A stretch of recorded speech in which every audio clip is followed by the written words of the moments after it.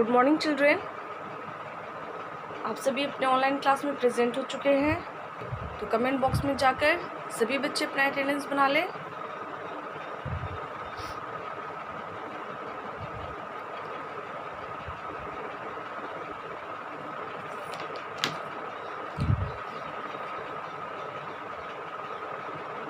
आप सभी की अटेंडेंस बन चुकी होगी, तो आप अपनी मैथमेटिक्स की बुक ओपन कीजिएगा, पेज नंबर 117, जिसमें आपका होमवर्क था।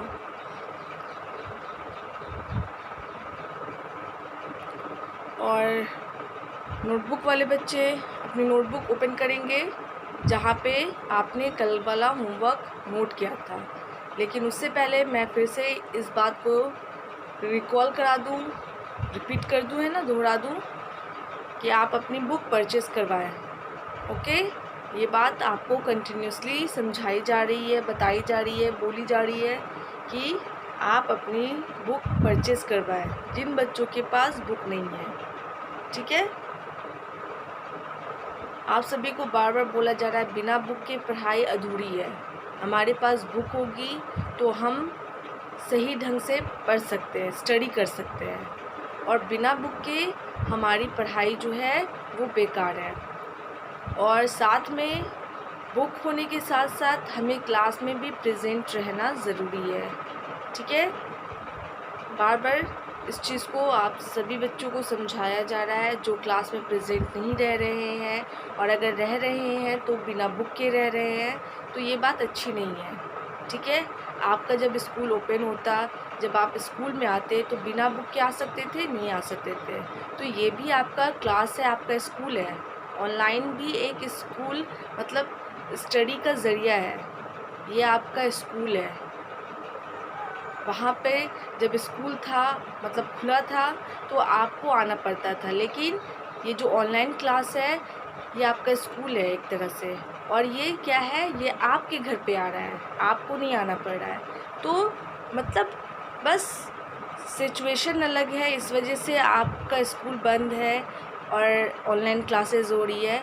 लेकिन बात वही है कि आपकी स्टडी बेकार ना हो, ठीक है ना, आप स्टडी से भटके नहीं, तो इसीलिए आपका ऑनलाइन क्लास लिया जा रहा है। ठीक है, तो इन सभी बातों को ध्यान में रखिए, आपकी स्टडी अच्छे ढंग से हो जाए। ठीक है, तो इस वजह से ऑनलाइन क्लास हो रही है, और स्टडी अधूरी ना रहे, मतलब बिना बुक के हम पढ़ाई नहीं कर सकते हैं। तो इसीलिए आप अपनी बुक परचेज़ करवाइएगा, और जो बच्चे क्लास में प्रेजेंट नहीं रहते हैं वो प्रेजेंट रहेंगे। कुछ बच्चे ऐसे भी होंगे जो क्लास में प्रेजेंट रह रहे हैं लेकिन उनके पास बुक नहीं होगी, तो आप अपनी बुक परचेज़ करवाएं। ओके, आपने देखा ही होगा कि बहुत सारी एक्टिविटीज़ है, जैसे मैथमेटिक्स में ही है। तो मैथमेटिक्स में इससे पहले वाला जो एक्सरसाइज सब था वो क्या था, बिना बुक के वो नहीं बनाया जा सकता था, है ना। तो आपने नोटबुक वाले बच्चों ने उसे नोट भी नहीं किया। हाँ, कुछ था लास्ट वाला मेंटल मैथ्स, तो वो आपने नोट किया, बाकी उससे पहले का जो भी एक्सरसाइज था उसको नोट करने में नहीं बना आपको, है ना। और इसी तरह से अदर सब्जेक्ट्स में भी होंगे कुछ एक्टिविटीज़ जिनको बोर्ड पे नहीं दिया जा सकता है, जो सिर्फ़ और सिर्फ बुक पे ही हम बना सकते हैं। तो इन सभी बातों को ध्यान में रखिए। आप बड़े बच्चे हैं, समझदार बच्चे हैं, तो अपने मम्मी पापा से कहिए कि वो बुक ले दें। ठीक है, और अटेंडेंस बनाना ज़रूरी है। ये नहीं कि अटेंडेंस बना ली और क्लास से हम आउट हो गए, तो ये गलत बात है। जब आपका स्कूल ओपन था तो आप अटेंडेंस आपका बनता था, आप पूरा टाइम अपने स्कूल अपने क्लास में देते थे, अपनी स्टडी पे देते थे। उसी तरह यहाँ पे भी वही काम करना है, आपको अटेंडेंस बनाना है, और साथ साथ जब तक आपका क्लास चले, है ना, आप क्लास में प्रेजेंट रहें। और लास्ट में एक बार जब क्लास ख़त्म होती है तो उस दौरान भी आप अपना अटेंडेंस बना लें। ठीक है, इन सभी बातों पे ध्यान दीजिएगा। अब चलिए, आपका जो होमवर्क था पहले वो मैं सॉल्व करती हूँ, और आप अपना आंसर बोर्ड से मैच करेंगे। ठीक है ना, मैं यहाँ पे जो सॉल्व करूँगी वो आंसर, और जो आपने बनाया है वो आंसर आप चेक कीजिएगा, जिस तरह से आप चेक करते हुए आ रहे हैं। तो हमारा जो आपका सभी बच्चों का जो होमवर्क था वो क्या था, एक्सरसाइज 8.3 से, है ना, 4 क्वेश्चन इससे पहले वाले क्लास में दिया गया था और 4 क्वेश्चन कल वाले क्लास में दिया गया है। ठीक है, तो चलिए मैं उसे सॉल्व करती हूँ और आपसे भी मैच करेंगे। क्वेश्चन नंबर 5 है ना, क्वेश्चन नंबर 5 था। और हाँ, मैं कॉलम नहीं बनाती हूँ, जैसे बॉक्स वगैरह होते हैं वो बोर्ड पे नहीं बनाती हूँ, सिर्फ यानी कि नंबर इरेज करके दूसरा क्वेश्चन उसी कॉलम में लिखती हूँ। तो आपको क्या करना है, हर बार मैं ये बात आपको समझा चुकी हूँ लेकिन फिर भी बोल दे रही हूँ कि अगर कॉलम बनाया जाता है, ठीक है ना, मैं यहाँ पे बनाती हूँ तो बार बार इरेज नहीं करती हूँ कॉलम को, बस नंबर इरेज करके दूसरा क्वेश्चन लिख लेती हूँ। तो आपको क्या करना है, उसी तरह से कॉलम बार बार बनाते रहना है ना। जैसे कि मैं अभी क्वेश्चन नंबर 5 का बनाऊँगी, ठीक है ना, ये ऐसा इसे कॉलम बोलते हैं। तो ये आपको हर क्वेश्चन में बनाना होगा।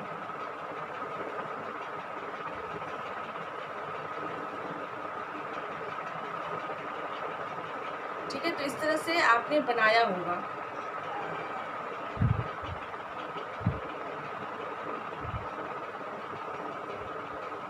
क्वेश्चन नंबर 5 था 65 रुपीज़ एंड 25 पैसे।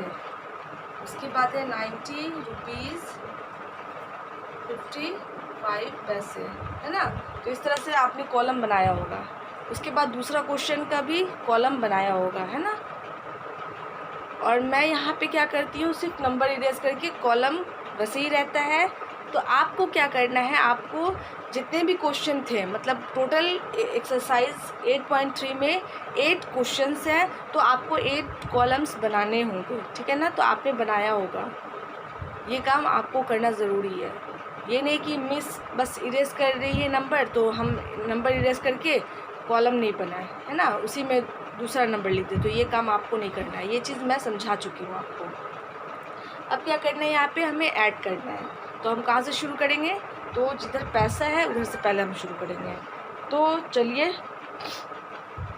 हम ऐड करना स्टार्ट करते हैं। 5 + 5, 5 में 5 ऐड करेंगे तो क्या होगा टोटल, तो 10 होगा। तो 10 का यहाँ पे क्या लिखाएगा, 0 लिखाएगा, 1 कैरी हो जाएगा। उसके बाद 2 + 5, 2 में पहले 5 को ऐड करेंगे, उसके बाद हम कैरी वाला नंबर ऐड करेंगे। तो 2 + 5 = 7, ठीक है, 7 होता है। और 7 में अगर हम 1 ऐड करेंगे तो 8 होगा। ओके,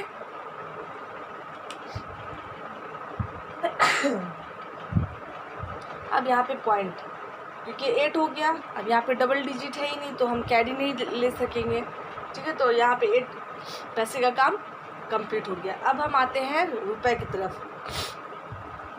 अब हम ऐड करेंगे 6 + 9, 6 में आप 9 ऐड कीजिएगा तो टोटल आपका जो आएगा वो 15 आएगा। तो 15 का हम क्या लिखेंगे, 5 लिखेंगे, 1 कैरी हो जाएगा, हो गया। उसके बाद 5 + 1 = 6, 6 में आप 1 ऐड कीजिएगा तो टोटल क्या होगा, 7। तो टोटल कितने अमाउंट हो गए, ₹2.75 एंड 80 पैसे, है ना। इस तरह से मैंने लिख दिया। अब है क्वेश्चन नंबर 6। क्वेश्चन नंबर 6 में इसी तरह से कॉलम बना देती हूँ, रुपीज़ एंड पैसे,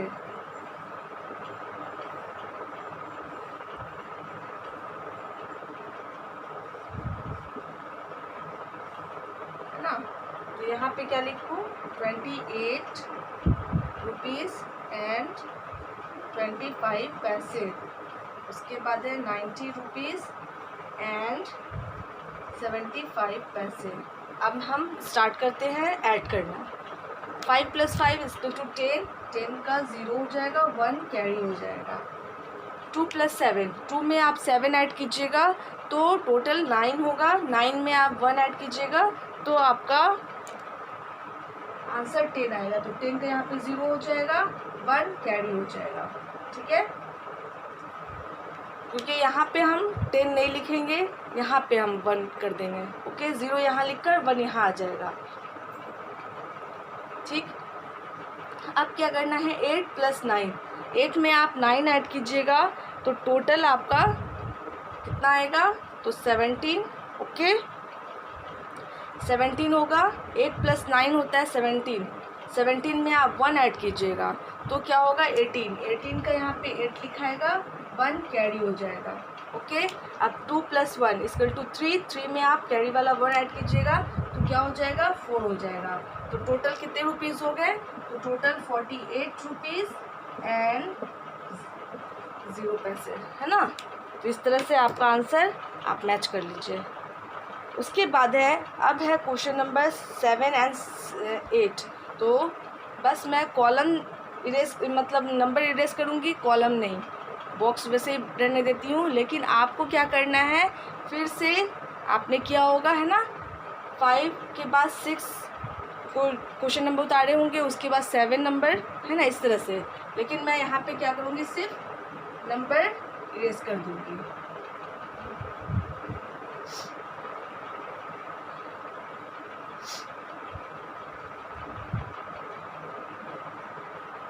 ये क्वेश्चन नंबर 7 हो जाएगा। क्वेश्चन नंबर 7 में है 562 एंड 25 पैसे। उसके बाद है 148 रुपीज़ एंड 50 पैसे। अब क्या करना है, ऐड करना है। तो चलिए स्टार्ट करते हैं।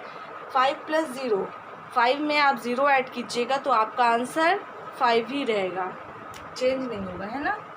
इसके बाद है 2 + 5, 2 में आप 5 ऐड कीजिएगा तो 7 होगा टोटल। यहाँ पे अब पॉइंट 8 + 2 या 2 + 8, 2 में आप 8 ऐड कीजिएगा तो टोटल 10 होगा। 10 का यहाँ पे 0 लिखाएगा, 1 कैरी हो जाएगा। 6 + 4, 6 में आप 4 ऐड कीजिएगा तो 10 होगा। 10 में आप 1 ऐड कीजिएगा तो 11 होगा। तो 11 का 1 होगा, 1 फिर से कैरी हो जाएगा। 5 + 1 = 6, 6 में आप कैरी वाला नंबर ऐड कीजिएगा तो 7 हो जाएगा। तो टोटल जो अमाउंट है वो क्या है, 710 रुपीज़ एंड 75 पैसे। ठीक है। अब है question number 8 and last.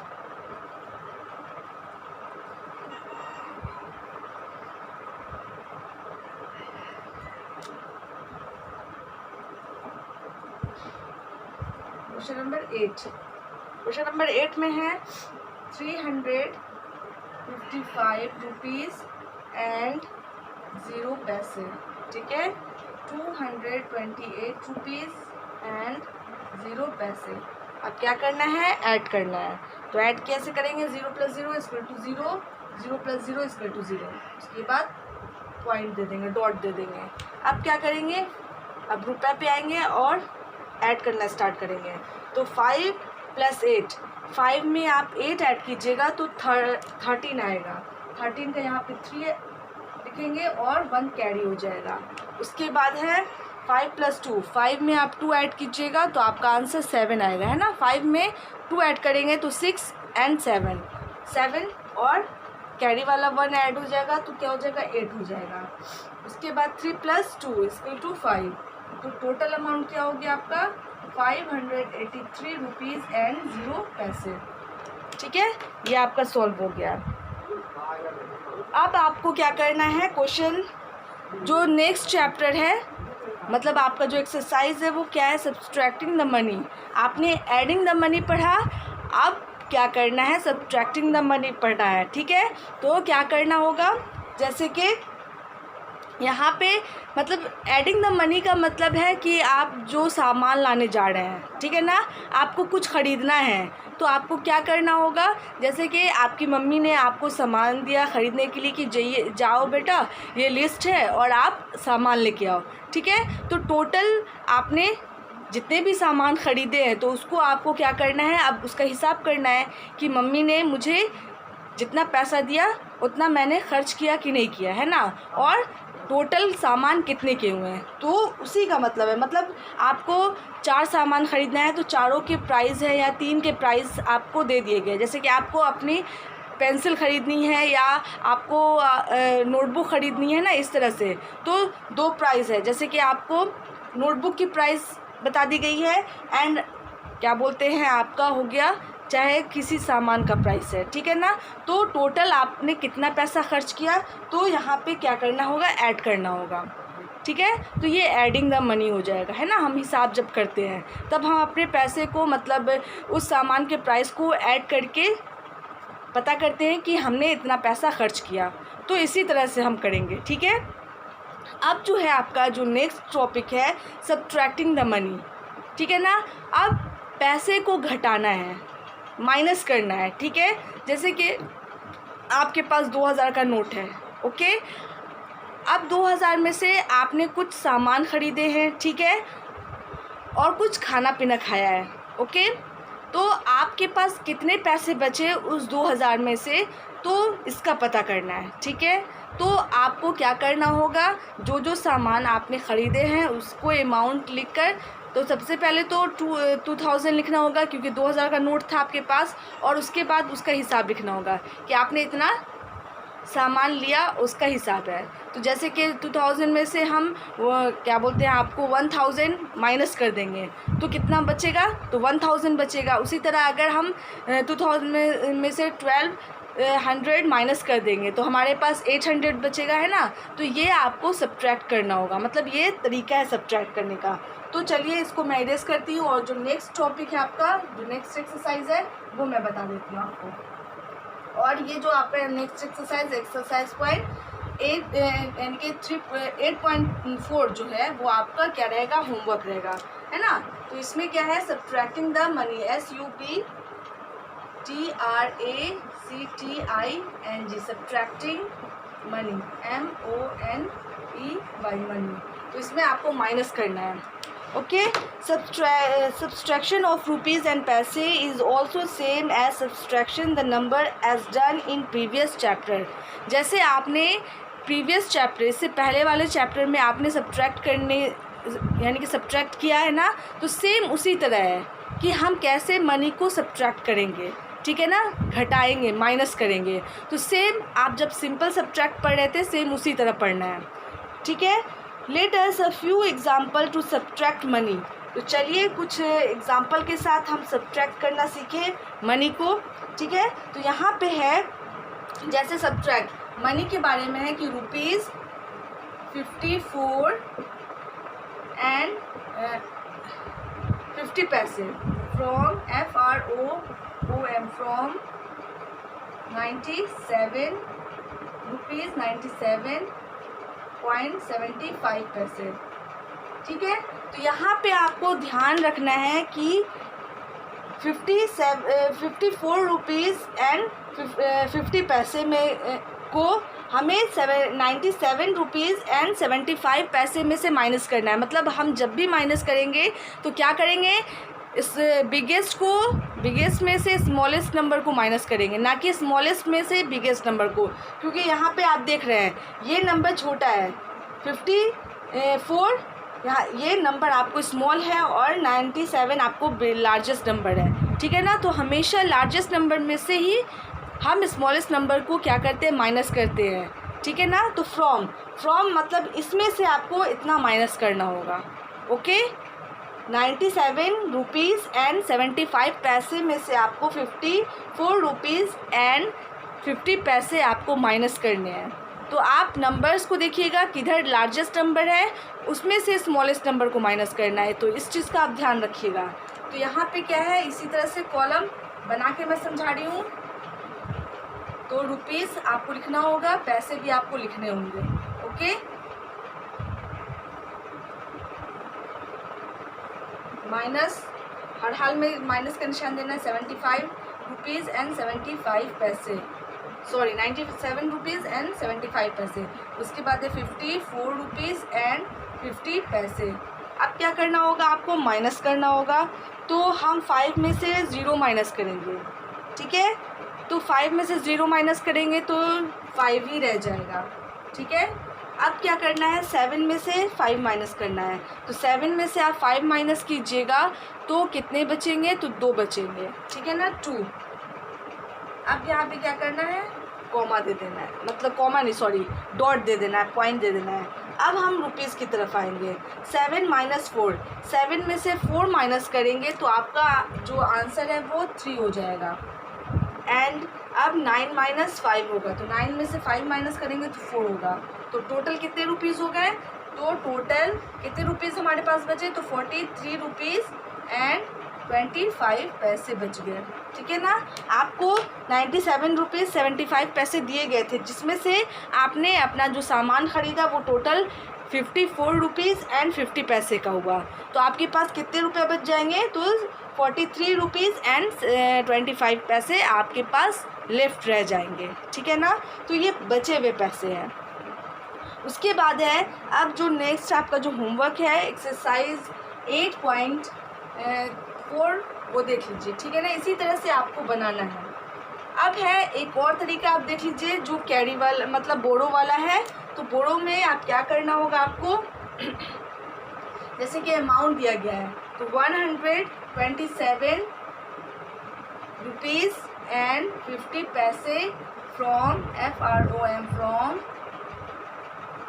163 rupees को में से आपको माइनस करना होगा। मतलब आपको इसमें से इतना माइनस करना है। तो यहाँ पे कॉलम बना देती हूँ। ठीक है। इस तरह से रुपीज़ एंड पैसे। ओके। तो यहाँ पे आपको क्या करना, 163 रुपीज़ एंड 0 पैसे। ओके। को में से 127 रुपीज़ को माइनस करना है। ठीक है। तो अब क्या करना होगा आपको, 0 माइनस 0, तो 0 में से हम 0 माइनस करेंगे तो हमारा आंसर 0 ही रहेगा। ठीक है। चेंज नहीं होगा। अब क्या करना है, 0 में से आपको 5 माइनस करना है। तो 0 में से हमारा 5 माइनस नहीं हो सकता है, तो आपको क्या करना होगा, ये 3 से कैरी लेना पड़ेगा। ठीक है। तो आप कैरी लीजिएगा तो ये आपका 10 हो जाएगा, इसको काट देना है। तो 10 माइनस 5 हम कर सकते हैं आसानी से। तो क्या होगा हमारा आंसर, 10 माइनस 5 हो जाएगा। तो हमारा आंसर क्या होगा, और ये 2 हो गया। ठीक है। तो इसको भी काट देंगे। तो 10 माइनस 5 इक्वल टू 5। ओके। अब यहाँ पे पॉइंट दे देंगे। अब 2 में से 7 माइनस करेंगे। तो 2 में से 7 माइनस नहीं हो सकता है, तो ये क्या करेगा, ये 6 से बोरो लेगा और ये 5 हो जाएगा। ओके। अब हम 12 माइनस 7 कर सकते हैं। तो 12 में से हम 7 माइनस करेंगे तो हमारा आंसर क्या होगा, 12 माइनस 7। 12 में से आप 7 माइनस कीजिएगा तो आपके पास कितने बचेंगे, तो 5 बचेंगे। ओके। ठीक है। 5 बचेंगे। तो यहाँ पे 5 लिख देंगे। अब क्या करना है, 5 में से हम क्या करेंगे, 2 माइनस करेंगे। ओके। तो ये भी कट गया। तो 2 माइनस होगा तो 5 माइनस 2 हो सकता है ना। 5 लार्जेस्ट नंबर है और 2 स्मॉलेस्ट नंबर है। तो 5 माइनस 2 हो सकता है। तो 5 में से हम 2 माइनस करेंगे तो 3 हो जाएगा। 1 माइनस 1 नहीं हो सकता है, तो यहाँ पे कुछ नहीं करेंगे, मतलब 0, नथिंग। तो टोटल कितने अमाउंट आपके पास बच गए, तो ₹35 एंड 50 पैसे रह गए लेफ्ट। ओके। 163 रुपीज़ में से आपको क्या करना था, 127 रुपीज़ को माइनस करना था। तो आपके पास कितने रुपए बच गए, तो 35 रुपीज़ 50 पैसे आपके पास रह गए। ठीक है। अब है आपका जो होमवर्क है वो देख लीजिए। तो इसी तरह से है exercise. Okay. SUBTRACT subtract the MONE by money. ठीक है। तो ये आपका होमवर्क हो जाएगा। 1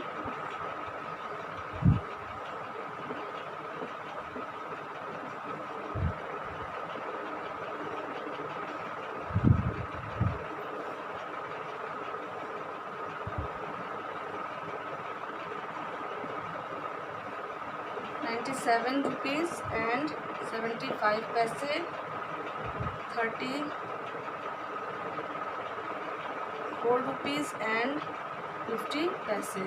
ठीक है। यहाँ पे आपको लिख देना है। कॉलम मैं छोटा छोटा लिख रही हूँ ताकि अट जाए, आपको थोड़ा बड़ा बड़ा कॉलम में लिखना है। ओके। ऐसे।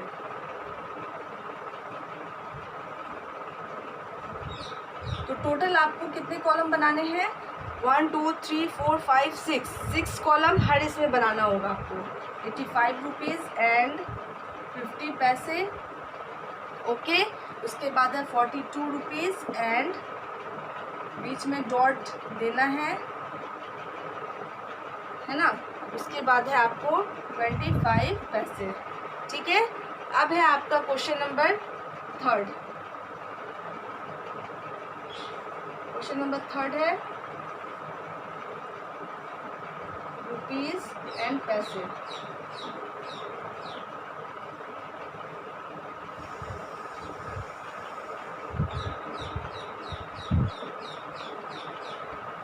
₹118 एंड 25 पैसे। उसके बाद है 109 रुपीज़ एंड 50 पैसे। ठीक है, तो इस तरह से आपको हर हाल में, और माइनस करने के बाद आपको टोटल अमाउंट यहाँ पे भी लिखना है। Question number 4। ठीक है ना, मैं इतने ही क्वेश्चन दे रही हूँ, ज़्यादा नहीं दे रही हूँ। रुपीज़ एंड पैसे।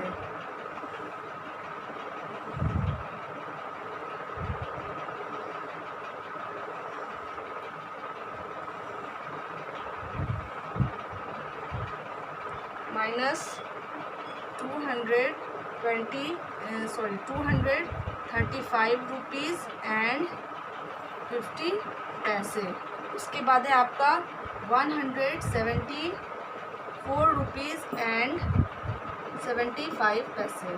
ठीक है, तो आपको कॉलम जो बनाना होगा तो 6 कॉलम 1 2 3 4 5 6 कॉलम बनाना होगा। क्वेश्चन नंबर यहाँ पे 1 2 3 4। ठीक है ना, तो सब्ट्रैक्टिंग द मनी एक्सरसाइज 8.4 का आपको 4 क्वेश्चन दिया जा रहा है। तो बुक वाले बच्चे 4 ही क्वेश्चन बनाएंगे और नोटबुक वाले बच्चे बोर्ड से नोट कर लेंगे। ठीक है, उसके बाद आप सही तरीके से बनाएंगे। मैंने आपको एक सिंपल सब्ट्रैक्ट बताया और एक बोर्ड वाला। ठीक है ना, तो उसी तरह से आपको यहाँ पे बनाना है, देख लेना है, उसके बाद आपको बनाना है। तो समझ के बनाइएगा, ठीक से बनाइएगा। ओके, अब अपनी क्लास को मैं यहीं पे स्टॉप कर रही हूँ। ओके, तो आज के लिए बस इतना ही रहने देती हूँ। Thank you all, good bye.